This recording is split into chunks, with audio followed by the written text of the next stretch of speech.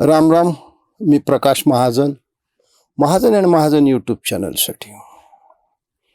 काल महाराष्ट्रामध्ये माननीय मुख्यमंत्री देवेंद्र फडणवीस यांनी असे खुले आवाहन केले की महिला विधेयकावर मी राहुल गांधी काय कोणत्याही अधिकृत पक्षाच्या व्यक्तीशी चर्चा करायला तयार आहे. म्हणजे हे विधेयक कसं चांगलं होतं, हे विधेयक का विरोध केला, या सगळ्या गोष्टीचा उहापोह मी करणार आहे. आणि खुद्द मुख्यमंत्र्यांनाच हे आवाहन केल्यानंतर बरेच जण पुढे आले. त्यात वांगे फेम आमच्या सुप्रियाताई सुळे आल्या, सोलापूरच्या आमच्या खासदार परिणिती शिंदे आल्या. त्यांना असं वाटलं की आपण हारलो तरी महाराष्ट्राच्या मुख्यमंत्र्यासमोर हारू, कारण महाराष्ट्राचे मुख्यमंत्री हे निष्णात वकील होते आणि त्यांच्यासमोर हारलं तरी आपलं नाव होईल. म्हणून या सगळ्यांनी ते आव्हान स्वीकारलं. आता ही चर्चा कधी होईल, जाहीर होईल, कशी होईल, याची उत्सुकता मला पण आहे. पण हे महिला विधेयक रोखून काँग्रेसनं, समाजवादी पक्षाने, TMCनं महापाप केलं. खरं म्हणजे जेवढे काही स्त्रियांना मिळायला पाहिजे होतं त्याच्यात यांनी अडथळा आणलाय.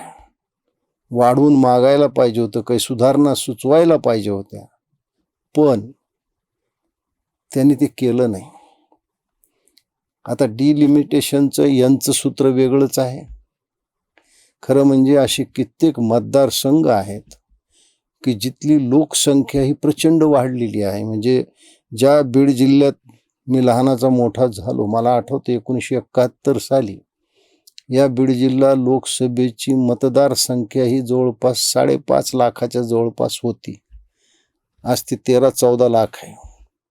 काल एका हिंदी चर्चेत मी ऐकलं होतं की अँकरनं सांगितले की नोएडामध्ये 30 लाख लोक आहेत. म्हणजे आता डिलिमिटेशन व्हायला पाहिजे, घटनेनं ते व्हायला पाहिजे.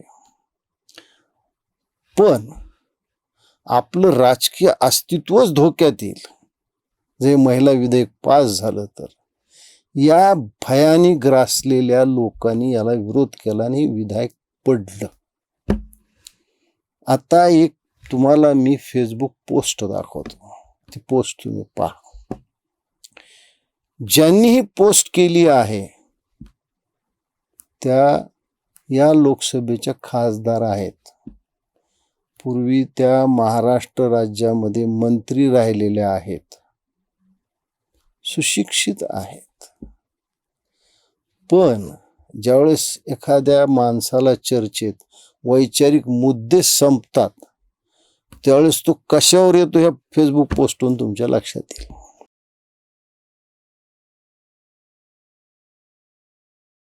आता बोलताना खूप जपून बोलावं लागेल, कारण यांना ॲट्रॉसिटीचं संरक्षण आहे. त्या महिला आहेत, वयाने लहान आहेत, त्यामुळे निश्चितच बोलताना मी ती मर्यादा ठेवेन.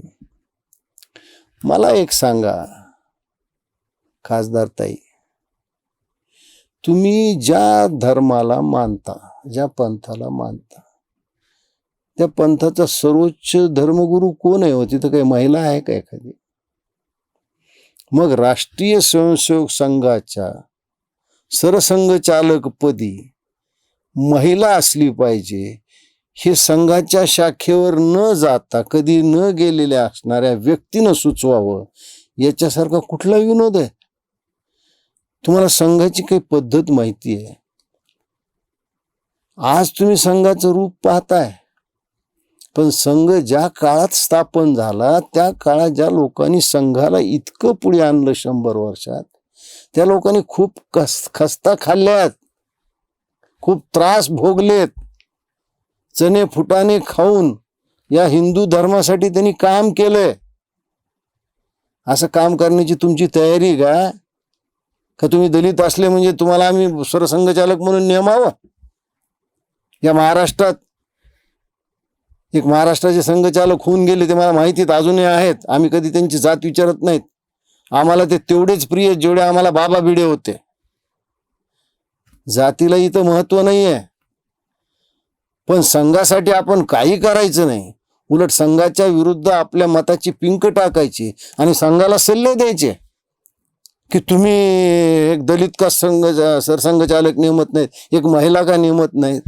अहो खासदार ताई, संघामध्ये सरसंघचालक आजपर्यंत हे सगळे ब्रह्मचारी झालेले आहेत. संघाची एक महिला विंग आहे, तिथल्या प्रमुख ह्या महिलाच असतात. तुम्ही काय सांगितलं की भारतीय जनता पक्षाचा राष्ट्रीय अध्यक्ष कोणी महिला का झाली नाही, हे तुम्हाला माहित नाहीये की भारतीय जनता पक्षाच्या स्थापनेत राजमाता विजयाराजे शिंदेचा फार मोठा सहभाग होता. शेवटपर्यंत त्यांना ते खूप मानाचं स्थान होतं. आजही कित्येक महिलांना भारतीय जनता पक्षामध्ये खूप मानाचं स्थान आहे. हे तुम्हाला माहित नाहीये का? कित्येक चांगल्या मंत्री झालेत, मुख्यमंत्री झालेत. अहो या भारत देशाच्या राष्ट्रपती या महिला आहेत आणि ते संघ भाजपच्या मुशीतून तयार झालेले आहेत. तुम्ही काय तुमच्याकडे वैचारिक मुद्दाच राहिला नाही ना. तुम्ही हे सांगा ना की या महिला विधेयकाला तुम्ही काय विरोध केला, ते न सांगता तुम्ही दुसरे सल्ले देत बसताय. मला एक सांगा, मनुस्मृती तुम्ही पाहिली तरी का, हातात घेऊन पाहिली का? मनुस्मृतीचं स्मरण करायचं का नाही करायचं आजचा विषय नाही आहे. पण खासदार ताई, मनुस्मृती हा काही हिंदूचा धर्मग्रंथ नाहीये. 10,000 वर्षापूर्वी एका क्षत्रिय राजाने आपल्या प्रजेसाठी करून दिलेले ते नियम आहेत, ते कायदे आहेत. आणि आज काही कायदे त्याचा मुख्य आधार हा मनुस्मृतीवर आहे. मनुस्मृतीचं समर्थन आम्ही करायलो नाही. 10,000 वर्षांनंतर मनुस्मृती आज लागू करावी का नाही तर करू नये, कारण आज परिस्थिती खूप बदललेली आहे. पण तुमच्याजवळ दुसरं वैचारिक भांडवलच नाही ना. मनुस्मृती वाचलीच नाही आणि म्हणायचं मनुस्मृती हिंदूचा धर्मग्रंथ नाहीये. हिंदूचे ते 2 धर्मग्रंथ आहेत, महाभारत आणि रामायण. हे कुणी लिहिलंय की तुम्हाला माहित नाही का? तुम्ही सुशिक्षित आहात. पण काहीतरी एक आरोप करायचे म्हणजे याला उचलली जीभ लावली टाळाला, याच्या पलीकडे मला दुसरं काही म्हणावं असं वाटत नाही. जाता जाता काही गोष्टी सांगू इच्छितो. काल मी एक व्हिडिओ केला होता. माननीय खासदार सुप्रियाताई सुळे यांनी आपल्या मुलीची लग्नपत्रिका ही सर्वप्रथम सिद्धिविनायकाच्या चरणी अर्पण केली. बऱ्याच जणांनी खाली काही कॉमेंट लिहिले, त्यातल्या काही कॉमेंट मी तुम्हाला सांगाव्या म्हणून सांगतो. एकाने लिहिलं किंवा सुप्रियाताई चुकल्यास त्यांनी ही पत्रिका मदिनेला जाऊन ठेवायला पाहिजे होती. कुणी लिहिलं की बाबा नवऱ्या मुलीची आजी ही ख्रिश्चन असल्यामुळे ती व्हॅटिकन सिटीला पोपच्या समोर ठेवायला पाहिजे होती. कुणी एक सूचना केली किंवा मंगलाष्टका म्हणायला अमोल मिटकरीला बोलवा. कुणी सांगितलं की हळदीच्या कार्यक्रमाला पुन्हा एकदा संजय राऊत आणि नवऱ्या मुलीच्या आईचा एक आम्हाला नाच पाहायला मिळेल. अशा काही बऱ्याचशा गोष्टी लोकांनी सुचवल्या, मी तुमच्याशी तो शेअर करतोय. पण मला असं वाटतं खासदार ताई, आपण पूर्ण अभ्यास करावा आणि आम्हाला या प्रश्नाचं उत्तर द्यावं की काँग्रेसनं या महिला विधेयकाला का विरोध केला. धन्यवाद.